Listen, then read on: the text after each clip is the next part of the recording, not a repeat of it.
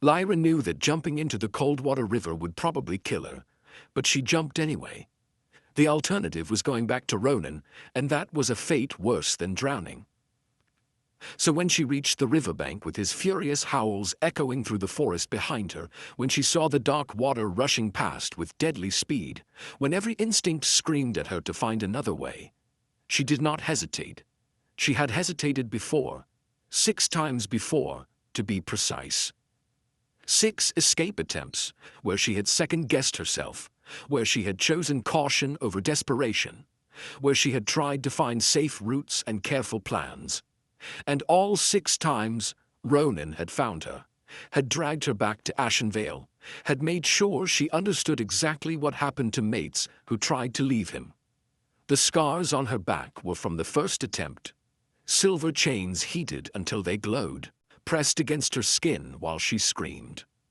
The crooked fingers on her left hand were from the 3rd attempt. He had broken each one slowly, methodically, explaining with each crack that running had consequences. The worst punishment had come after the 6th attempt, 3 months ago. She had made it further that time, had reached neutral territory, had actually believed she might succeed.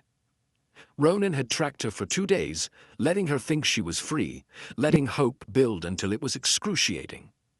And then he had appeared, smiling that cold smile, and asked if she had enjoyed her little vacation. What followed had been 2 weeks of systematic brutality designed to break not just her body, but her will. 2 weeks where she learned that death would have been kinder than what Ronin did to disobedient mates. 2 weeks that left her certain she would never try to run again, that the cost was too high, that she would simply endure until he finally killed her. But then yesterday had happened.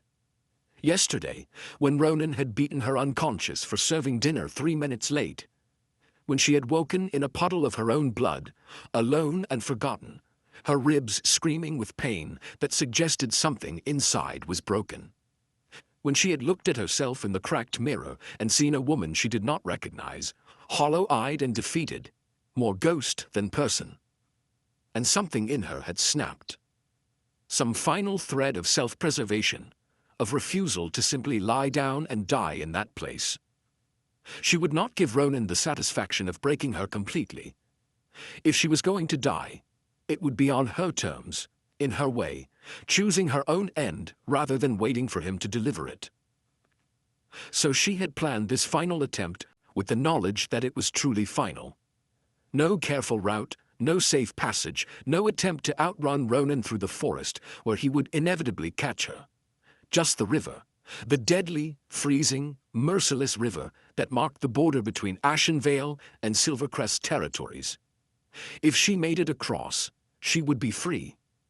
If she drowned, she would still be free. Either outcome was better than staying. Ronin's howl came closer, crashing through the underbrush, his rage palpable even at a distance. He had discovered her missing perhaps 10 minutes ago when he had gone to her room to continue yesterday's punishment. 10 minutes head start. It was not enough, would never be enough. He was faster, stronger, knew these woods better than she did. But Lyra had one advantage. She was desperate enough to do what Ronin would never expect. She was desperate enough to jump. She jumped. The cold hit her like a physical blow, stealing her breath, shocking her system. The current grabbed her immediately, dragging her under, spinning her until she did not know which way was up. Water filled her nose and mouth, her lungs screaming for air she could not find. This was how she would die. Drowned in a river, trying to escape a mate who had made her life a living hell for 4 years. But even as the water pulled her down, even as her vision started to gray at the edges, Lyra felt something that might have been relief. At least it would be over. At least Ronin could not hurt her anymore. At least she would die free, even if freedom lasted only these final drowning moments. The river dragged her downstream, battering her against rocks, pulling her deeper. Lyra's strength was failing, her oxygen-deprived brain starting to shut down. She stopped fighting, let the current take her, accepted that this was the end. And then strong hands grabbed her, hauling her up and out of the water with supernatural strength. She broke the surface, gasping, choking, her body instinctively fighting even though her mind had given up. "I have you," a male voice said, deep and authoritative and somehow reassuring despite her terror. "Stop fighting. I have you. You are safe." Lyra did not feel safe, did not know what safe felt like anymore. But her body was too exhausted to keep struggling, so she went limp in the stranger's grip as he pulled her toward the shore. They reached the bank, and he dragged her onto solid ground, turning her on her side as she coughed up what felt like half the river. Her body shook violently, from cold and shock, and the realization that she was still alive when she had been so certain she would die. "Breathe," the man said, his hand on her back, steady and warm through her soaked clothing. "Slow breaths. You are going to be all right." Lyra tried to focus on his voice, on the simple instruction to breathe. In and out. In and out. Slowly, her lungs began to work properly again, the panic subsiding enough for rational thought to return. She was alive. Someone had pulled her from the river.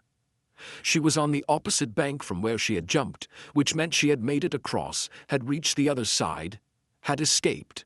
The realization hit her with force that made her gasp. She had done it, had jumped into that deadly river and survived. Had made it to the opposite shore where Ronin could not follow without starting a war. Because Coldwater River marked the border between Ashenvale Pact territory and Silvercrest Pact territory, and crossing into Silvercrest without permission was an act of aggression that even Ronin, cruel and arrogant as he was, would not risk. Lyra turned her head to look at the man who had saved her, and the moment their eyes met, the world shifted. The mate bond snapped into place with a force that stole what little breath she had managed to regain. It was not the dull, uncomfortable connection she had endured with Ronin, the bond that had been forced through a mating bite she had not wanted. This was something entirely different. This was heat and recognition and rightness. This was destiny declaring itself. This was the moon goddess saying, "Yes, this is yours. Claim him." But the sensation terrified her more than it thrilled her. Because she had felt something similar once before, when she was 18 and naive, and believed that mate bonds were magical and pure. She had felt drawn to Ronin initially, had thought perhaps the moon goddess had chosen him for her. And then the bite had sealed the false bond, and she had learned that what felt like destiny could actually be a trap. The man's eyes widened, shock and wonder and possessive certainty crossing his face in rapid succession. He was perhaps 35, with dark hair that fell past his shoulders, pale blue eyes that seemed to see straight through her, and a presence that radiated power in ways that made even Ronin's alpha authority seem small in comparison. His gaze traveled over her, taking in her bedraggled state with an expression that shifted from wonder to horror. She knew what he was seeing. The bruises that covered her arms and neck, visible now that the river had washed away any attempt at concealment. The burn scars on her wrists from silver restraints. The way she held her left side where ribs were likely cracked. The hollow cheeks and too thin frame that spoke of meals withheld as punishment. The flinch that was her automatic response to any sudden movement. She looked like exactly what she was. A woman who had been systematically destroyed over 4 years, who had chosen near certain death over one more day of captivity. "Mate," he breathed, the single word carrying weight and reverence and absolute conviction. But there was something else in his voice now, something that sounded like rage barely contained. "You are my mate." His hands clenched into fists at his sides, and Lyra watched him struggle for control, watched him force his breathing to remain steady despite whatever fury was building inside him. When he spoke again, his voice was carefully, deliberately gentle. "I am going to ask you a question, and I need you to answer honestly. Are you injured beyond what I can see? Is there damage I need to know about to ensure you receive proper treatment?" Lyra found her voice, though it came out hoarse and broken. "Cracked ribs, left side, maybe broken. Everything else is old injuries. They do not matter anymore. Lyra's response was to scramble backward, her body moving on instinct, born from 4 years of learning that males who claimed ownership were dangerous.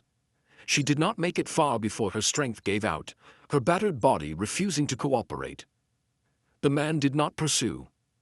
He stayed exactly where he was, his hands visible and empty, his posture non-threatening despite the power radiating from him. "Easy. I am not going to hurt you. I would never hurt you. You are safe now." "Safe," Lyra repeated, the word foreign on her tongue. She started to laugh, a broken sound that turned into sobs. "I am not safe. I will never be safe. He will find me. He will drag me back. He always finds me. Who?" The man's voice had gone cold, dangerous. "Who will find you?" "Ronin, my mate, the Alpha of Ashenvale pack." Lyra wrapped her arms around herself, shivering violently. "I ran. I finally ran. But he will come for me. He always comes for me." "You ran from your mate." The man's expression was carefully neutral, but Lyra could see fury simmering beneath the surface. "Why?" The question was so absurd that Lyra laughed again, the sound edging toward hysteria. She pulled down the collar of her torn shirt, revealing bruises in various stages of healing that covered her shoulder and neck, showed him the scars on her arms from where Ronin had burned her with silver, lifted her shirt enough to display the boot-shaped bruise on her ribs from 2 days ago, when she had been too slow bringing his dinner. "That is why," she said flatly. "That is what he does when he is in a good mood. You do not want to know what he does when he is angry." The man's face went through several expressions, settling on a fury so cold and absolute that Lyra instinctively flinched. But his voice when he spoke was gentle, controlled. "How long?" 4 years. Since he forced the mating bond when I was 18. I did not want it, did not want him. But he was Alpha and I was nobody, and no one stopped him when he dragged me to his den and bit me without consent."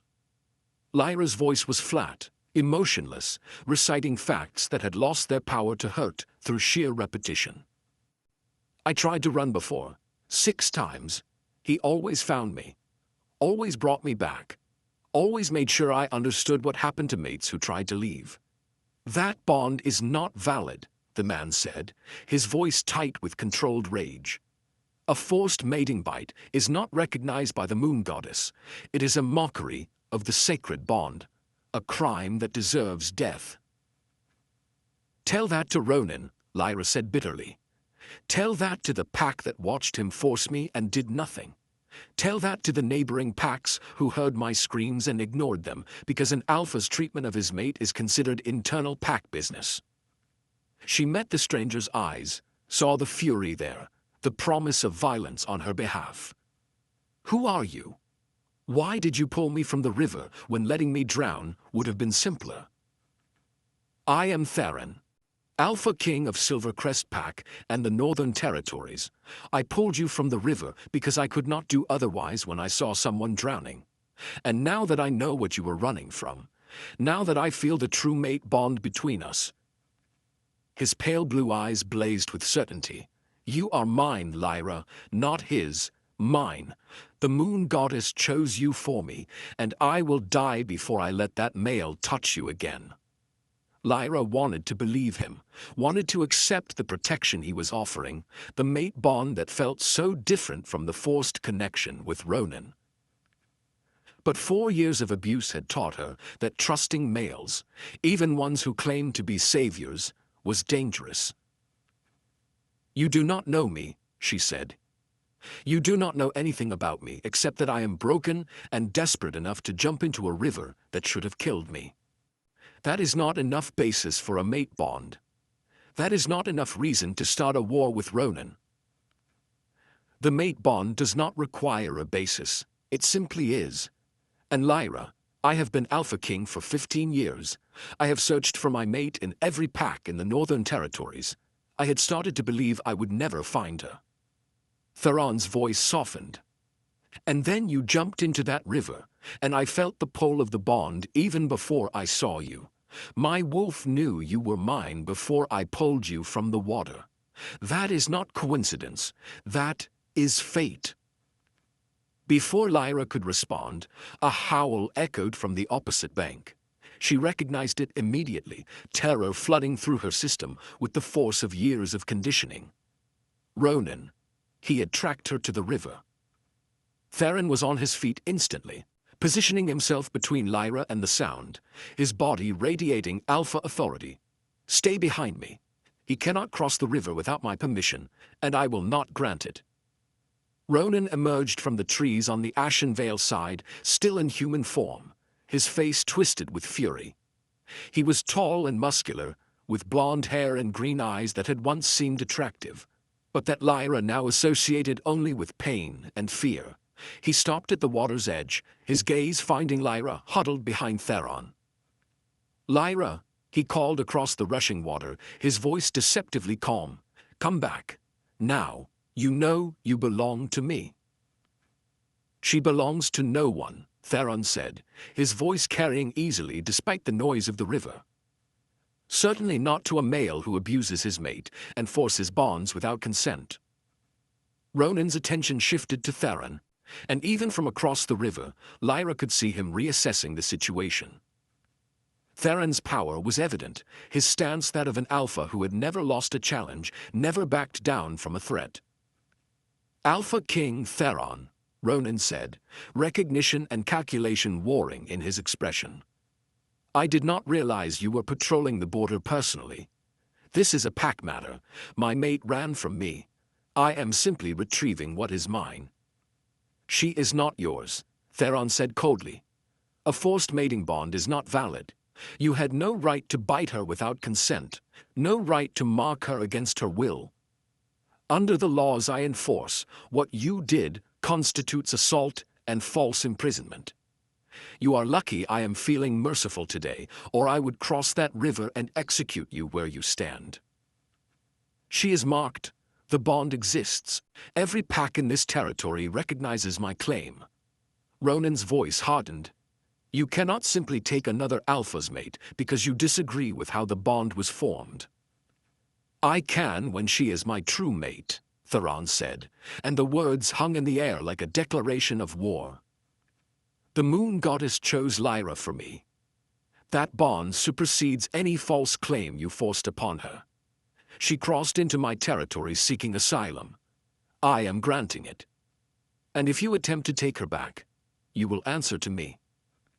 Ronin's face went through several shades of red, fury and disbelief warring for dominance. "You cannot do this. She is mine. I claimed her first." "You abused her first," Theron corrected, his voice like ice. "You terrorized her, hurt her, made her so desperate that she chose possible death over returning to you. That is not a mate bond. That is captivity and torture. And it ends now. The Council will hear of this. The other alphas will not stand for you stealing mates." Ronin was grasping at straws, his threats growing weaker as he realized Theron was not backing down. "Feel free to bring it to the Council," Theron said. "I look forward to explaining to the other alphas exactly what you did to this woman. I look forward to showing them the bruises and scars you left on your supposed mate. I look forward to letting them decide whether you deserve to keep your position after violating every law regarding mate bonds and pack conduct." He took a step forward, his power radiating outward in waves that made even Lyra, who was on his side, feel the urge to submit. "But Ronin, hear this clearly. Lyra is under my protection now. She is my true mate, chosen by the moon goddess herself. If you come for her, if you threaten her, if you so much as send a message that causes her distress, I will consider it an act of war. And you do not want to go to war with me. Your pack of 60 wolves would not last a week against my 800. The threat was clear and absolute. Ronin stood on the opposite bank, impotent and furious, unable to cross without triggering the very war Theron had promised. He looked at Lyra, and she saw hatred in his eyes, saw the promise that this was not over. But for the first time in 4 years, Lyra was not paralyzed by that look. because between her and Ronin stood an Alpha King who had already proven he would protect her, who had claimed her as his true mate, who had threatened war to keep her safe. "This is not finished," Ronin said finally. "She is mine. She will always be mine, and I will find a way to get her back." "Try," Theron invited, his voice carrying lethal promise. "Please try. I would welcome the excuse to end you." Ronin stared at them for a long moment, then turned and disappeared back into the forest. But Lyra knew him well enough to know that his retreat was tactical, not permanent. He would not give up his claim on her, not when it represented his pride and control. The moment Ronin was out of sight, Theron turned back to Lyra, his expression immediately softening from lethal to concerned. "Are you all right? Did seeing him cause you distress?" "I am always distressed," Lyra said honestly. "He is never not causing me distress. Even when he is not physically present, the fear of him is." "Then we will work on that," Theron said gently. "On helping you heal, helping you feel safe. But right now, you are freezing, injured, and in shock. We need to get you warm and dry and have a healer examine you." He carefully removed his cloak and draped it around her shoulders, the garment far too large but blissfully warm. "Can you walk, or should I carry you?" The idea of being carried, of being vulnerable in a male's arms, sent panic through Lyra's system. "I can walk." Theron nodded, accepting her need for autonomy, and offered his arm for support instead of simply picking her up. "My camp is not far. 20 minutes at most. Can you make it that far?" Lyra took his arm, her body shaking from cold and exhaustion and emotional overload. "I can make it." The walk to Theron's camp was the longest 20 minutes of Lyra's life. Her body was running on pure adrenaline, her injuries making every step painful, her mind refusing to fully process what had just happened. She had jumped into the river, had nearly drowned, had been saved by an Alpha King who claimed to be her true mate, had faced Ronin across the water and not been dragged back. She had escaped. Actually, escaped. For the first time in 4 years, she was free of Ashenvale territory, free of Ronin's immediate reach, free to breathe without wondering when the next blow would come. The realization hit her halfway to the camp, and she stumbled, her legs giving out. Theron caught her immediately, his arm steadying her without constraining her. "I escaped," she whispered, the words barely audible. "I actually escaped." "You did," Theron confirmed, his voice warm with approval. "You were brave enough to jump into that river, brave enough to choose uncertainty over continued abuse. You saved yourself, Lyra. I just pulled you from the water. The choice to jump was yours." Tears spilled down Lyra's face, hot against her cold skin. They were not tears of sadness or pain, but of relief so profound it felt like grief. 4 years of enduring hell, 4 years of failed escape attempts, 4 years of believing she would die in Ashenvale, and she had finally made it out. "I thought I would drown," she admitted. "I thought that was how it would end. But drowning seemed better than going back." "It should never have come to that," Theron said, fury creeping back into his voice, despite his obvious attempts to remain calm for her sake. "No mate should ever be so desperate that death seems preferable to staying. What Ronin did to you is unforgivable." They reached the camp, where several warriors in Silvercrest colors were stationed. They took in the sight of their Alpha King supporting a bedraggled, injured woman, and immediately moved to help, bringing blankets and hot tea and showing the kind of organized efficiency that spoke of well-trained soldiers. Theron settled Lyra near the fire, wrapping her in dry blankets, while one of his warriors went to fetch the camp healer.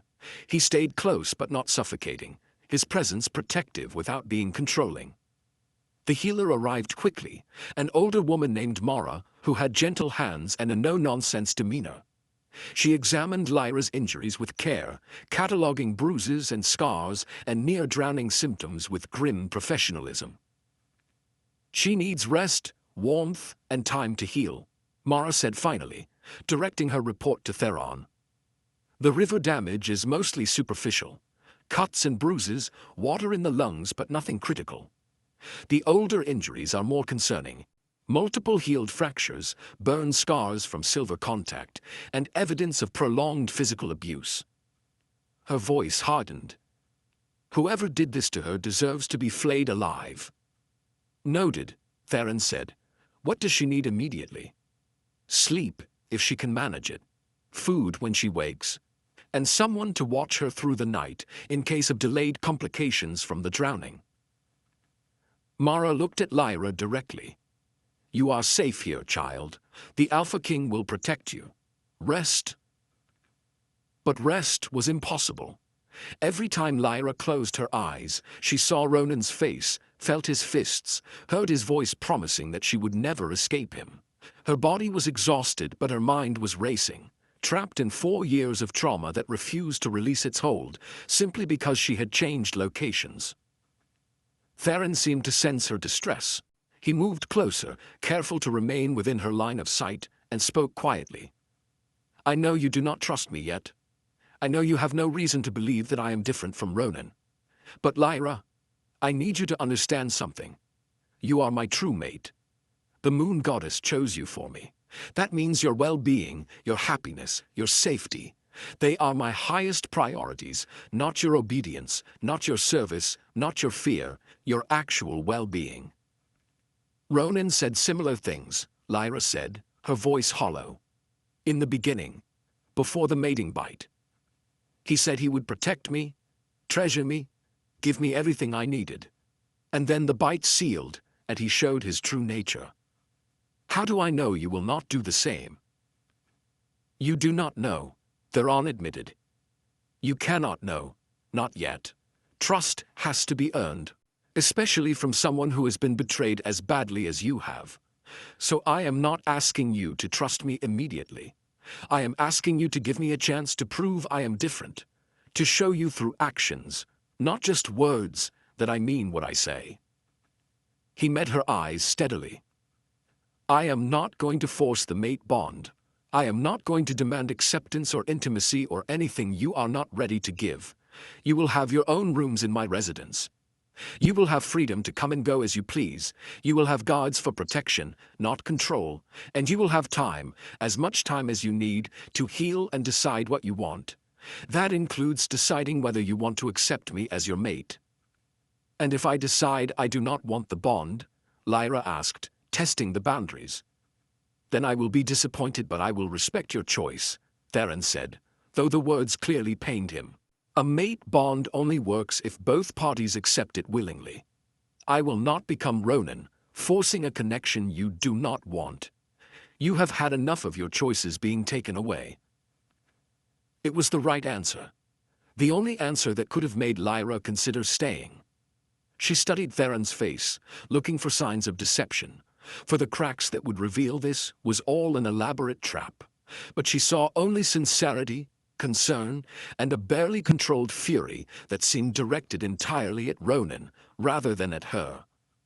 "I will stay," she said finally, "for now, until I can figure out what comes next, but I cannot promise more than that."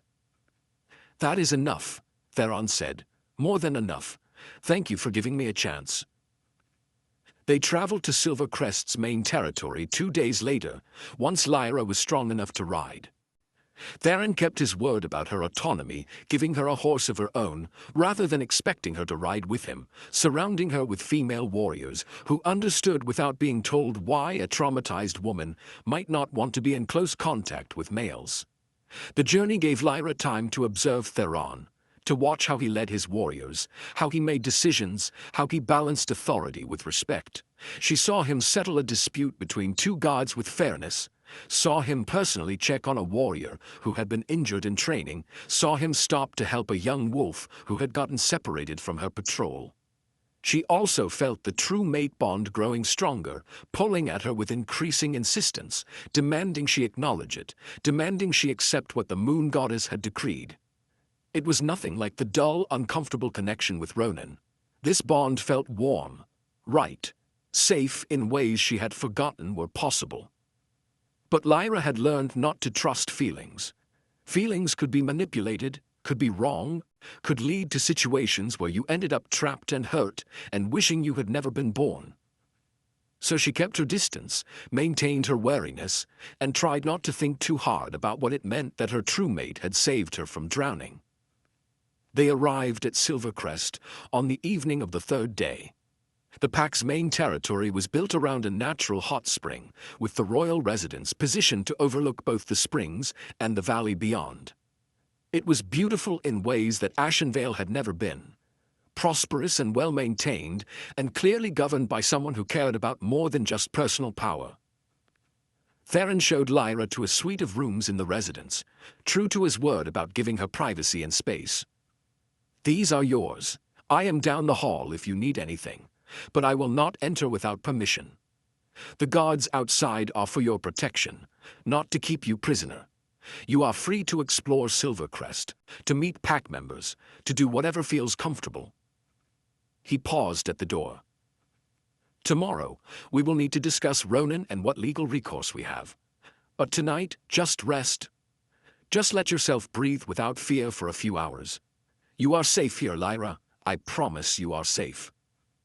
That night, alone in rooms more luxurious than anywhere she had ever lived, Lyra allowed herself to cry. Not the silent, suppressed tears she had learned to produce in Ashenvale, where showing weakness meant inviting more abuse, but real, gasping sobs that shook her entire body, releasing years of pain and fear and helplessness. She cried for the 18-year-old girl who had been forced into a mating bond she did not want, for the 4 years of beatings and humiliation and constant terror, for the 6 escape attempts that had all ended in recapture and punishment, for the desperate moment when she had chosen to jump into a deadly river because any death was better than staying. And she cried because she was free, because she had made it out, because for the first time in 4 years she could sleep without wondering if she would wake up to Ronin's fists or his demands or his cruelty. The next morning, Theron was true to his word about discussing the legal situation. He gathered his counsel, brought in several advisors who specialized in pack law, and laid out the complications with clinical precision. Ronin forced a mating bond 4 years ago, Theron explained to the assembled council. He bit Lyra without her consent, establishing a mark that many packs would recognize as valid. However, that bond was never approved by the moon goddess, never accepted willingly by both parties, and was maintained through fear and violence. One of the counselors, an older male named Garrett, leaned forward. "Forced bonds are technically illegal, my lord, but in practice, they are rarely challenged. Alphas have considerable latitude in how they treat their mates, and other packs are reluctant to interfere in what is considered internal pack business." "Then it is time that practice changed," Theron said firmly. "Lyra is my true mate. I felt the bond the moment I touched her. That true bond supersedes any false claim Ronin might make." "He will challenge it," another counselor warned. "He will take it to the regional council, will demand mediation. Some alphas will side with him simply because they do not want to set a precedent that mates can flee and seek asylum elsewhere." "Let them challenge it," Theron said. "I will stand before the regional council and explain exactly what Ronin did. I will show them Lyra's scars and bruises. I will let them decide whether a male who tortures his mate deserves to keep her. And I will make it clear that Silvercrest will not recognize forced bonds, will not return refugees seeking asylum from abuse, regardless of what other packs decide." He looked at Lyra, who had been silent throughout the discussion. "But this is your choice. We can pursue legal remedies, can challenge Ronin publicly, can fight to have the false bond officially severed. Or if you prefer, we can simply keep you safe here and ignore his claims. You do not have to face him again if you do not want to. Lyra thought about it. About 4 years of silence, of enduring abuse, because fighting back seemed impossible. Thought about 6 failed escape attempts, and the certainty that she would die in Ashenvale. I want to face him, she said, her voice steady despite her fear. I want to stand in front of the council and tell them what he did.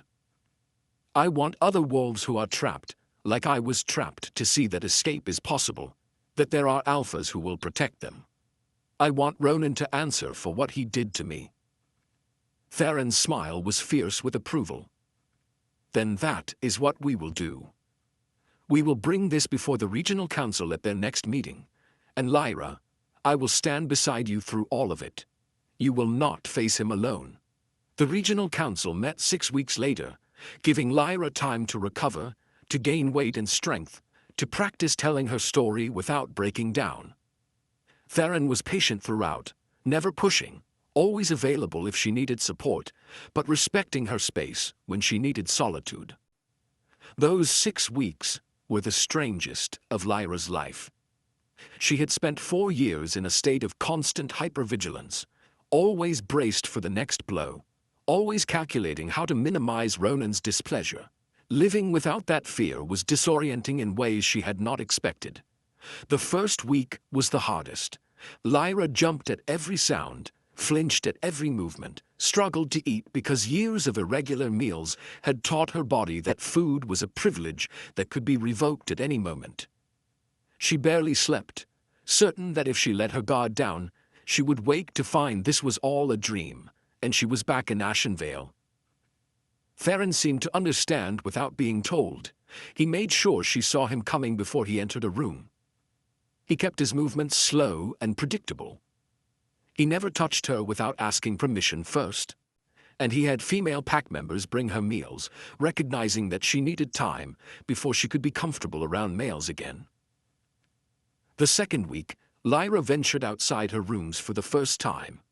Theron had suggested she might enjoy the hot springs, had offered to have them cleared of other pack members so she could bathe in privacy. The idea of hot water, of actually being clean after 4 years of inadequate washing facilities, was too tempting to resist. The springs were beautiful, steam rising from naturally heated pools surrounded by smooth stones. Lyra sank into the water and felt muscles she had not realized were clenched finally begin to relax. She stayed until her fingers pruned, until the heat had seeped into bones that had been cold for so long she had forgotten what warmth felt like. When she emerged, she found that someone had left clean clothes folded nearby, along with a note in Theron's handwriting. These should fit better than the clothes you have been wearing. If you do not like them, let me know and we will find something else. You deserve to feel comfortable. T. Such a small thing, clean clothes that fit properly, offered without expectation of gratitude or repayment. But it made Lyra cry, because she could not remember the last time someone had considered her comfort without ulterior motive. The third week, Theron asked if she would join him for dinner. Not a command, not an expectation, but a genuine question that she was free to decline. Lyra almost refused, old instincts screaming that private dinners with males were dangerous. But something made her agree. They ate in his private quarters, the meal simple but delicious. Theron kept the conversation light, asking about her favorite foods, her interests before Ronin, the life she had imagined for herself when she was young. He did not press when she struggled to remember who she had been before the abuse, did not fill the silences with empty words. I used to paint, Lyra said suddenly, surprising herself. When I was young, before everything. My mother taught me. I loved capturing colors, the way light changed, depending on time of day. Would you like to paint again? Theron asked. I could have supplies brought to your rooms, or there is a studio in the West Wing that no one uses. It could be yours if you wanted it. I do not know if I still can, Lyra admitted. I have not held a brush in 6 years. My hands might have forgotten. Then you relearn, Theron said simply. Healing is not just about physical recovery. It is about reclaiming the pieces of yourself that were taken. If painting was part of who you were, then painting can be part of who you become again. The fourth week, painting supplies appeared in Lyra's rooms. She stared at them for 2 days before gathering the courage to try. The first attempts were clumsy, her hands indeed having forgotten the techniques her mother had taught her. But muscle memory began to return, and with it came something that felt almost like joy. The fifth week, Theron found her in the gardens, sketching the way sunlight filtered through autumn leaves. He asked if he could sit with her, and when she nodded, he settled nearby with a book, content to simply share space without demanding conversation or attention. They spent an hour in comfortable silence, and Lyra realized she felt safe in his presence, in ways she had not felt safe anywhere in years. The true mate bond grew stronger during those weeks, impossible to ignore. Lyra found herself drawn to Theron, comforted by his presence, trusting him in small increments that added up to something significant. She had not accepted the bond fully, had not allowed the final seal that would make it permanent. But she was beginning to believe that maybe, just maybe, this Alpha King was exactly what he claimed to be. The council meeting was held in neutral territory, with representatives from every major pack in the northern region.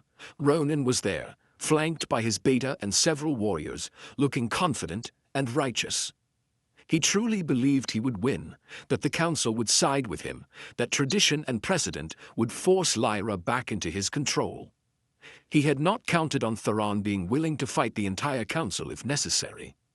The proceedings were formal, governed by ancient laws and protocols.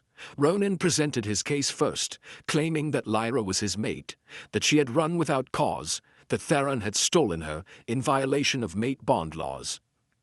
Then it was Lyra's turn to speak. She stood before the council, before dozens of alphas and their representatives, and told them everything. The forced mating bite, the 4 years of abuse, the 6 escape attempts, the beatings and burnings and constant terror, the final desperate jump into a river that should have killed her. She showed them her scars, showed them the marks Ronin had left on her body and soul, showed them what a false mate bond looked like when maintained by fear and violence. The hall was silent when she finished. Several alphas looked uncomfortable, shifting in their seats, refusing to meet Ronin's eyes. A few looked angry, but Lyra could not tell if their anger was directed at Ronin or at her for speaking publicly about private pack matters. Then Theron stood and addressed the council. Lyra is my true mate. The moon goddess chose her for me, a fact witnessed by the bond that formed the moment I touched her. That true bond supersedes any false claim made through forced mating. I am not asking this council to set aside mate bond laws.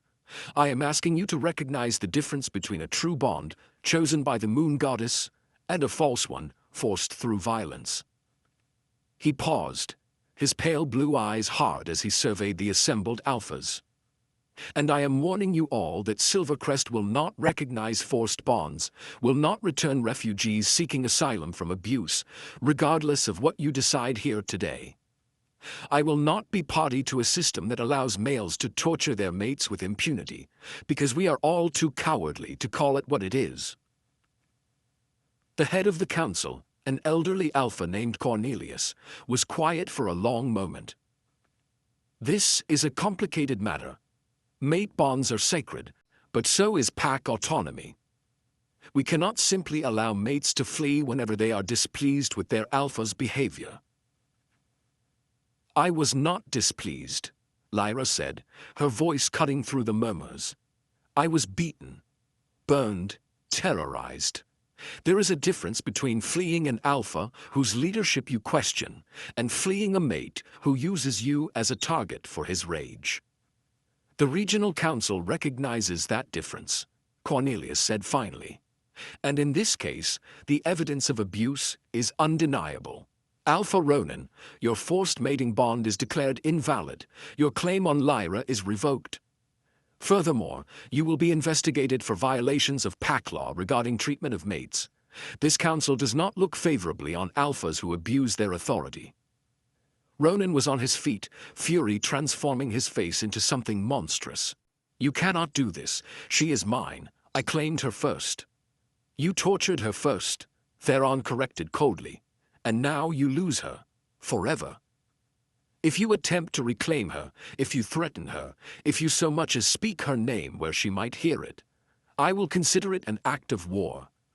And Ronin, you do not want to go to war with me. The council adjourned with Lyra's freedom secured and Ronin's reputation destroyed.